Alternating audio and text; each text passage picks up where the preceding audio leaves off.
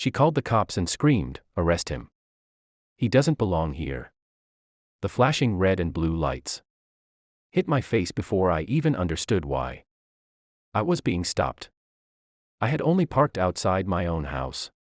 But the officer marched up with his hand already on his gun. His voice was sharp, full of authority he thought I couldn't question. "Step out of the car, now." I kept calm, even when neighbors peeked through curtains, whispering like I was some criminal dragged out in their quiet street. He didn't ask for my name. Didn't ask for ID, just looked at my skin and decided I was guilty. I raised my hand slowly, my voice steady. "Officer, what exactly am I being accused of?" He smirked, leaned closer, and said, "You people don't ask questions. You just follow orders." My chest burned, but I didn't flinch. The Karen across the street stood with folded arms, her phone still recording, waiting for the moment she could post online. She had called him like she owned the whole block. The officer shoved me toward the hood of my car, pressing hard enough for me to feel the metal cut into my ribs. My keys hit the ground. He searched without a warrant, tossing my things like trash. Each move was humiliating, deliberate, meant to make me small in front of them all. But I stayed silent, letting him dig deeper into his own mistake. Because the truth was simple. He had no idea who I really was. When he looked at my ID and froze, the silence in the air grew heavy. His lips moved, whispering the words to himself before saying them out loud.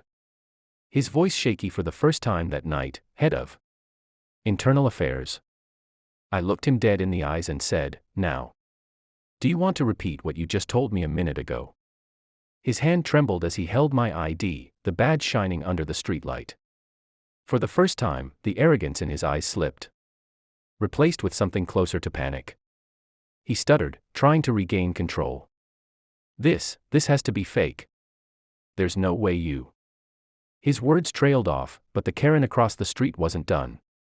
She shouted from her porch, "Don't let him trick you. People like him always lie." Her voice carried like poison through the neighborhood. And a few more curtains slid open. The officer straightened his back, trying to act tough again. But his grip on authority was breaking. "You think a little card makes you untouchable?" he said, even though he knew exactly what that badge meant.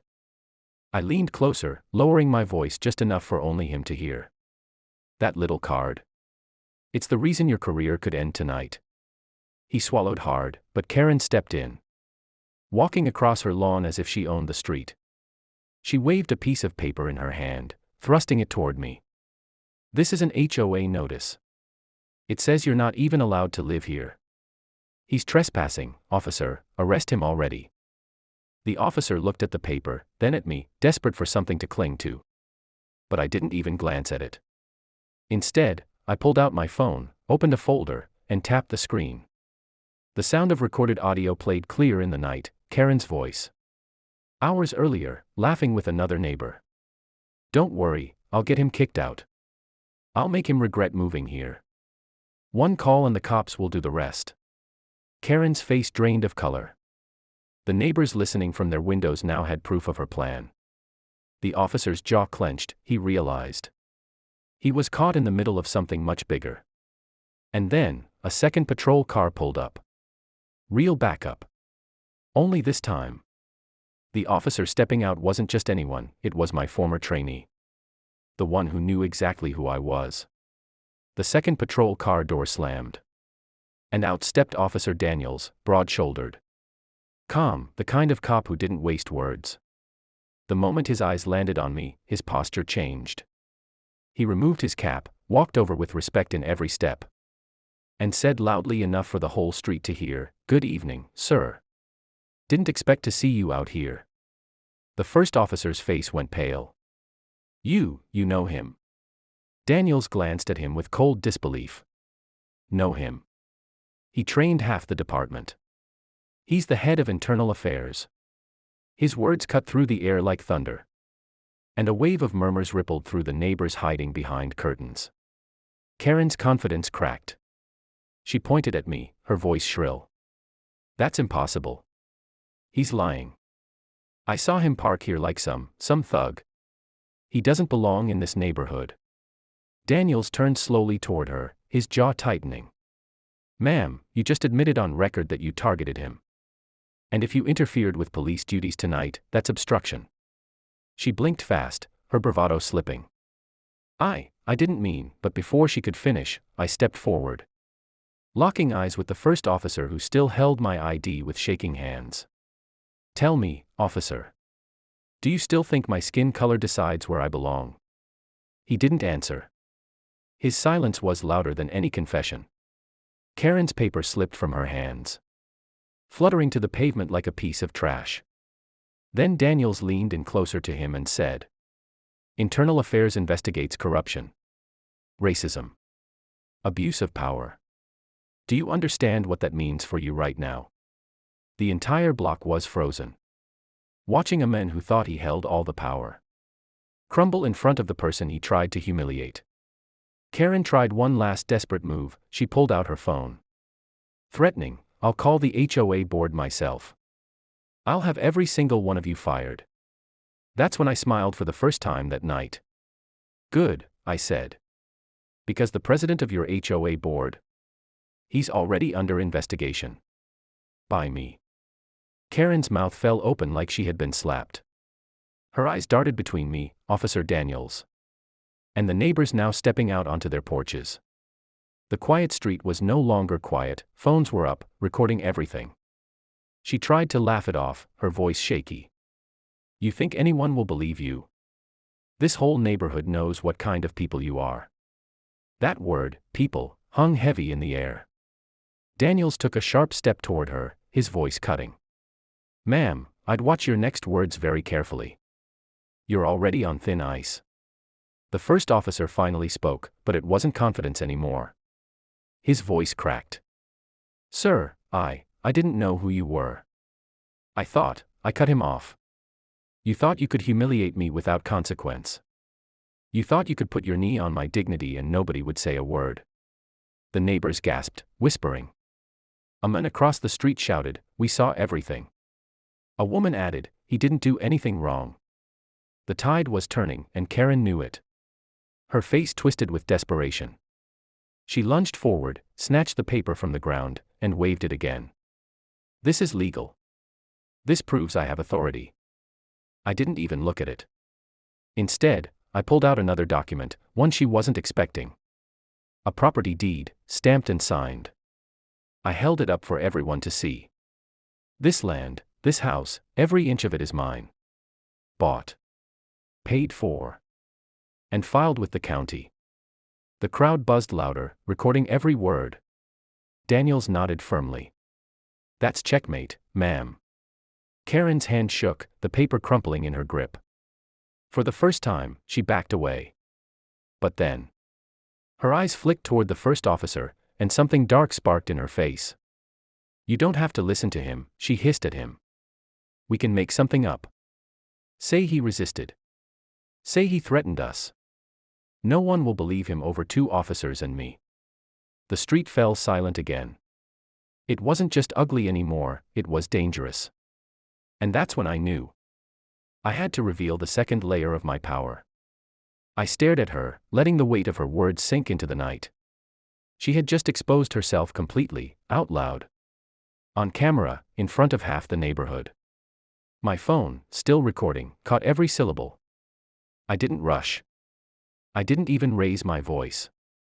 I just stepped closer and said, "Thank you, Karen. You just made my job easier." The first officer's head snapped toward me, confused. Karen frowned.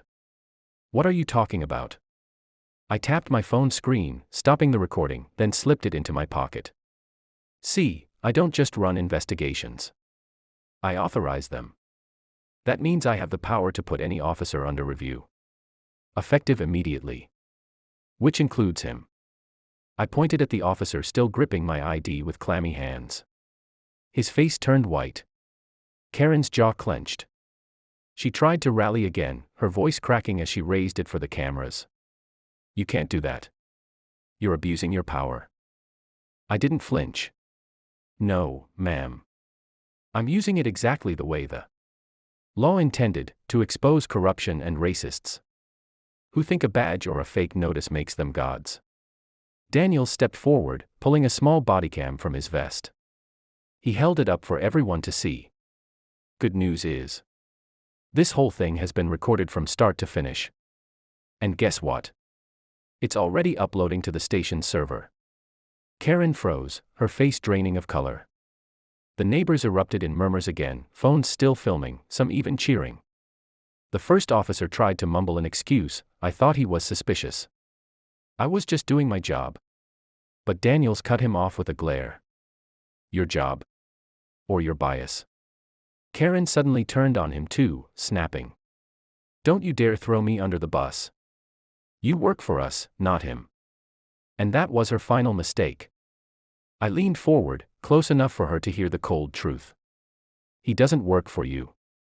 Neither does anyone else. This street, this land, this life, it's mine. And tonight, the only person trespassing here is you. Her face twisted, fury boiling over. But before she could speak again, red and blue lights flashed once more. A third squad car pulled up, only this time, it wasn't just cops. It was the Internal Affairs Response Team. My team. The IA Response Team stepped out. Their jackets marked clearly with bold white letters, Internal Affairs. The entire street went dead quiet. Karen's smirk evaporated, replaced by wide, darting eyes that searched for an escape. The first officer dropped my ID like it burned his hands, stumbling backward as the agents approached. One of my lead investigators walked straight to me. Sir, we got your call. We'll take it from here. Karen shook her head violently, her voice shrill. No, this is harassment. I called the cops. I'm the victim here. But the recordings told a different story. Phones were still pointed at her, capturing every lie, every desperate flail. Daniels handed over his bodycam to my team. All of it's here, her setup, his abuse of authority, the threats. Karen tried to lunge for the camera, screaming, delete it. You can't use that against me. 2 IA agents grabbed her by the arms, firm but professional. She twisted, shouting insults, even as neighbors booed from their lawns. You can't do this to me. I'm on the HOA board. I'll have your jobs. I stepped closer, my voice steady, calm, and final. No, Karen. What you'll have is charges for harassment, false reports, and conspiracy. And maybe a cellmate who'll enjoy hearing your HOA rules all day. Her face broke. The fight draining out of her as the cuffs clicked around her wrists. The first officer wasn't spared either. Internal Affairs agents surrounded him, reading his rights as he stood frozen, his career collapsing before his eyes. The neighborhood, once silent with suspicion, now erupted in applause. People clapped, some shouted, "Justice." Others simply shook their heads in relief, knowing the bully who terrorized them was finally done. I looked around at them, then at my own house. My land. My family's safety. I didn't fight for this country, I said, loud enough for every camera to catch it. Just to be told I don't belong on my own property. And with that, Karen and her corrupt ally were driven away in the back of separate patrol cars. The flashing lights faded into the distance, leaving behind a street that, for the first time, felt like it truly belonged to everyone who lived there. Justice wasn't just served. It was witnessed. And it would never be forgotten.